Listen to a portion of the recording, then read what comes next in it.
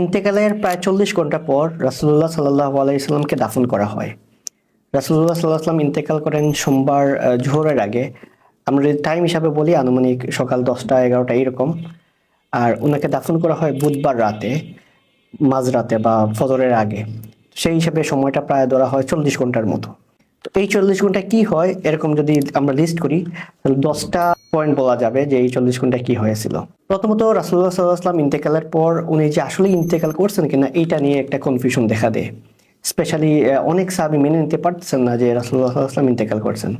ওমর ইবনুল খাত্তাব রাদিয়াল্লাহু আনহু তো বলেই ফেললেন যে যে বলবে রাসূলুল্লাহ সাল্লাল্লাহু আলাইহি ওয়াসাল্লাম ইন্তেকাল করছেন তাকে কতল করা হবে। উনি মসজিদে এই ঘোষণাটা করেন। পরে আবু বকর রাদিয়াল্লাহু আনহু যখন আসেন, উনি একটু দূরে ছিলেন। উনি আসার পর উনি কনফার্ম করলেন যে রাসূলুল্লাহ সাল্লাল্লাহু আলাইহি ওয়াসাল্লামকে উনি দেখতে গেলেন, উনি ওনার কপালে চুমু দিলেন, তারপর কনফার্ম করলেন যে রাসূলুল্লাহ সাল্লাল্লাহু আলাইহি ওয়াসাল্লাম ইন্তেকাল করছেন। তার মানে প্রথমত হলো ডেথ কনফার্মেশন একটা। সেকেন্ড হলো গিয়ে এটার কিছুক্ষণ পর, কয়েক ঘন্টা পর সাকিফায়ে বনু সাইদা নামক একটা জায়গায় মসজিদ থেকে একটু কাছেই ওইখানে একটা মিটিং হয়। সেই মিটিংকে আবু বকর রাদিয়াল্লাহু আনহুকে খলিফা নির্বাচিত করা হয় এবং এইটাকে বলা হয় তাকে উম্মতের উপর অনেক বড় একটা ফিতনা আসতে পারতো। তো এই ফিতনাটা রাসূলুল্লাহ সাল্লাল্লাহু আলাইহি ওয়াসাল্লাম ইন্তেকালের কয়েক ঘন্টা পরের এই ফিতনাটা দূর করা হয় আবু বকর রাদিয়াল্লাহু আনহুকে খলিফা নির্বাচনের মধ্য দিয়ে। তারপরে দুইটা ইভেন্ট গেল। 3 নম্বর হলো রাসূলুল্লাহ সাল্লাল্লাহু আলাইহি ওয়াসাল্লামকে গোসল দিতে হবে। তো স্বাভাবিক যে কেউ ইন্তেকালের পর ওনাকে গোসল দেওয়ার সময় ওনার কাপড় খোলা হয়, তারপর গোসল দেওয়া হয়। তো রাসূলুল্লাহ সাল্লাল্লাহু আলাইহি ওয়াসাল্লামকে গোসল দেওয়ার সময় কিভাবে করা হবে এবং ওনার কাপড় খোলা হবে কিনা এইটা নিয়ে সাহাবীদের মধ্যে একটা কনফিউশন দেখা দেয়। তো সময়টা ধরে নেওয়া হয় আনুমানিক সোমবার ওই দিনই বা মঙ্গলবার ওই দিনই রাতের মধ্যে। তখন আল্লাহ সবাইকে একটা ঘুম পাড়িয়ে দেন, সব সাহাবীদেরকে, এবং ওনারা ঘুমের মধ্যে একটা আওয়াজ শুনতে পান। সেই আওয়াজে বলা হয় যে রাসূলুল্লাহ সাল্লাল্লাহু আলাইহি ওয়াসাল্লামের যে কাপড় পরা অবস্থায় আছে সেই কাপড় পরা অবস্থায় যেন ওনাকে গোসল দেওয়া হয়। অর্থাৎ অন্য সবাইকে যেভাবে গোসল দেওয়া হয় সেভাবে রাসূলুল্লাহ সাল্লাল্লাহু আলাইহি ওয়াসাল্লামকে গোসল দেওয়া হয় নাই, ওনাকে কাপড় পরা অবস্থায় গোসল দেওয়া হয়। রাসূলুল্লাহ সাল্লাল্লাহু আলাইহি ওয়াসাল্লামকে গোসল দেন ওনার চাচাতো ভাই এবং ওনার জামাই আলী ইবনে আবি তালিব রাদিয়াল্লাহু আনহু। 4 নম্বর, রাসূলুল্লাহ সাল্লাল্লাহু আলাইহি ওয়াসাল্লামকে কাফন পরানো। রাসূলুল্লাহ সাল্লাল্লাহু আলাইহি ওয়াসাল্লামকে 3টা ইয়েমেনি কাপড় দিয়ে কাফন পরানো হয় এবং এই ইয়েমেনি কাপড়টা যে জায়গা থেকে আসে সেই জায়গাটার নাম হলো সাহুল নামক একটা অঞ্চল। ওই জায়গাটা থেকেই কাপড়টা আসে। ওইখানের কাপড় দিয়ে রাসূলুল্লাহ সাল্লাল্লাহু আলাইহি ওয়াসাল্লামকে কাফন পরানো। এবার সবচেয়ে ইম্পর্টেন্ট প্রশ্ন, জানাজার নামাজ। রাসূলুল্লাহ সাল্লাল্লাহু আলাইহি ওয়াসাল্লামের জানাজা পড়াবেন কে? এইটা নিয়েও দেখা যায় কিছু কনফিউশন দেখা দেয়। পরবর্তীতে সাহাবীরা সিদ্ধান্ত নেন যে জানাজার নামাজে কোনো ইমাম থাকবেন না, প্রত্যেকেই নিজে নিজে গিয়ে নামাজ পড়বেন। যেমন ধরেন আমরা জামাতে নামাজ মিস হলে আমরা যেমন একা একই নামাজ পড়ি, এরকমই প্রথমে পুরুষরা গিয়ে নামাজ পড়েন, তারপর মহিলারা গিয়ে, তারপর বাচ্চারা গিয়ে, যারা ছোট ছিল তারা গিয়ে নামাজ পড়েন। অর্থাৎ ওই নামাজের কোনো ইমাম ছিলেন না। জানাজার নামাজ প্রত্যেকেই নিজে নিজে গিয়ে জানাজার নামাজ, আমরা যেমন জামাত ছুটলে যেরকম নিজে নিজে নামাজ পড়ি ঠিক তেমনি নিজে নিজে গিয়ে জানাজার নামাজ পড়েন ইমাম স্যার। 6 নম্বর হলো কবর খোঁড়া। তো রাসূলুল্লাহ সাল্লাল্লাহু আলাইহি ওয়াসাল্লামকে তো দাফন করা হবে, কবর খুঁড়তে হবে। তো কোন জায়গায় ওনাকে দাফন করা হবে এটা নিয়ে প্রথমে একটা কনফিউশন দেখা দেয়।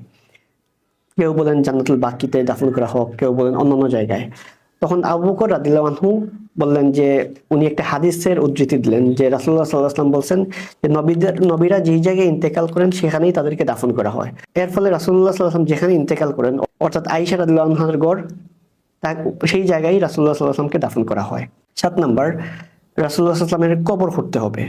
তো কবর খোঁড়ার জন্য তো ওই সময় মদিনা 2টা ওয়েতে কবর খোঁড়া হতো, 2টা স্টাইলে।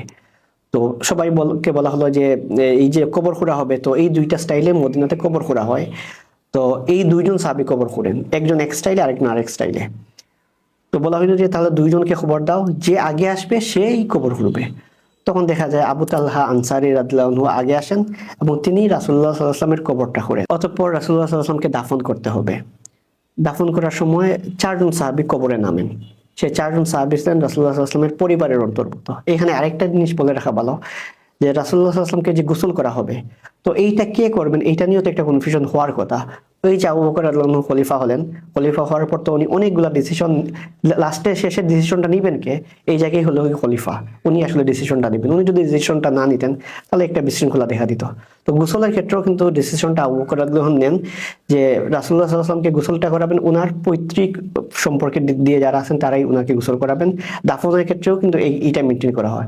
নতুবা দেখা যেত সবাই তো রাসূলুল্লাহ সাল্লাল্লাহু আলাইহি ওয়াসাল্লামের ক্লোজ, কে গোসল করাবে এটা নিয়ে আবার কনফিউশন দেখা দিত, কে কবরে নামাবেন এটা নিয়েও কনফিউশন দেখা দিত। তো ওই জায়গায় আবু বকর রাদিয়াল্লাহু আনহু একটা স্ট্যান্ডার্ড সেট করে দেন। সেই স্ট্যান্ডার্ড অনুযায়ী দেখা যায় আলী রাদিয়াল্লাহু আনহু গোসল করান এবং উনি ওনাকে কবরে দাফন করেন। সেই চারজন ছিলেন একজন আলী রাদিয়াল্লাহু আনহু, একজন আব্বাস রাদিয়াল্লাহু আনহু, একজন ফদল ইবনে আব্বাস রাদিয়াল্লাহু আনহু, সালিহ রাদিয়াল্লাহু আনহু, উনি ছিলেন রাসূলুল্লাহ সাল্লাল্লাহু আলাইহি ওয়াসাল্লামের গোলাম, ওনার আজাদকৃত দাস। তো এই চারজন মিলে রাসূলুল্লাহ সাল্লাল্লাহু আলাইহি ওয়াসাল্লামকে কবরে দাফন করে। 9 নাম্বার, রাসূলুল্লাহ সাল্লাল্লাহু আলাইহি ওয়াসাল্লামকে কবরে দাফন করা হলো, রওজায় দাফন করা হলো। তো সর্বশেষ কোন ব্যক্তি রাসূলুল্লাহ সাল্লাল্লাহু আলাইহি ওয়াসাল্লামকে টাচ করেন, সাহাবীদের মধ্যে মানে সবচেয়ে লাস্টে কে টাচ করেন? এটা আমাদের মনে হতে পারে ঠিক আছে কেউ ক্যাজুয়ালি হয়তো বা টাচ করছেন, না, একজন সাহাবী জেনে বুঝেই এটা উনি স্মরণীয় হয়ে থাকতে চান যে আমি রাসূলুল্লাহ সাল্লাল্লাহু আলাইহি ওয়াসাল্লামকে দুনিয়ার বুকে সর্বশেষ টাচ করছি। তো ওনার নাম ছিল মুগিরা ইবনে শুবা রাদিয়াল্লাহু আনহু। উনি কিভাবে রাসূলুল্লাহ সাল্লাল্লাহু আলাইহি ওয়াসাল্লামকে টাচ করেন এই রিলেটেড দুইটা বর্ণনা পাওয়া যায়।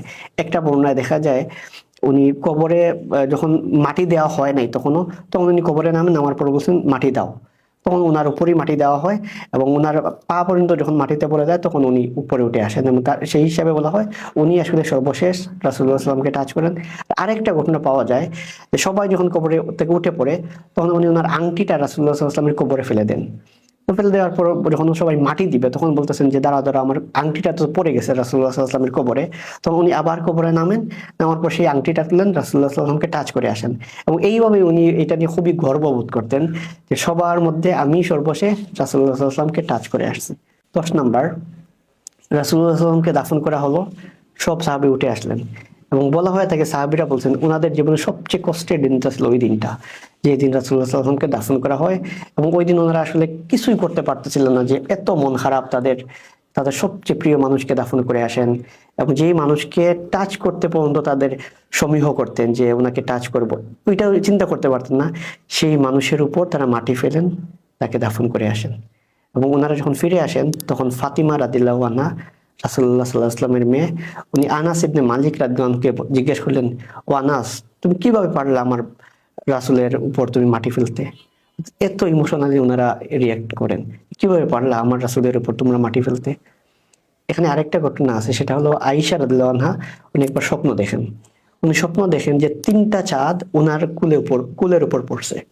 সেই স্বপ্ন দেখার পর উনি ওনার বাবার কাছে যান যে এই স্বপ্নের ব্যাখ্যাটা কি। তখন ওনার বাবা বলেন কিছুদিন অপেক্ষা করতে। যখন রাসূলুল্লাহ সাল্লাল্লাহু আলাইহি ওয়াসাল্লাম ইন্তেকাল করেন এবং রাসূলুল্লাহ সাল্লাল্লাহু আলাইহি ওয়াসাল্লামকে ওনার ঘরে দাফন করা হয়, তখন আবু বকর রাদিয়াল্লাহু আনহু বলেন যে তুমি যে স্বপ্ন দেখছিলে না, সেই স্বপ্নটা একটা পূরণ হলো। 3টা চাঁদের মধ্যে সর্বোত্তম চাঁদ, সবচেয়ে মানে সেরা চাঁদ, সেটা এখন তোমার ঘরেই দাফন করা হলো। তার মানে প্রথম চাঁদটা ওনার ঘরে পড়ে, ওনার ঘরেই ওনাকে দাফন করা হয়।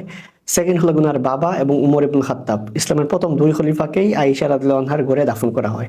তো উনি যে স্বপ্নটা দেখেন যে 3টা চাঁদ ওনার কুলের উপর পড়ছে, সেই স্বপ্নটা এভাবেই পূরণ হয় যে রাসূলুল্লাহ সাল্লাল্লাহু আলাইহি ওয়াসাল্লামকে ওনার ঘরে দাফন করা হয়, আবু বকর রাদিয়াল্লাহু আনহুকে, উমর রাদিয়াল্লাহু আনহুকে, 3জনকেই ওনার ঘরে দাফন করা হয়। এভাবেই আয়েশা রাদিয়াল্লাহু আনহার স্বপ্নটা পূরণ হয়।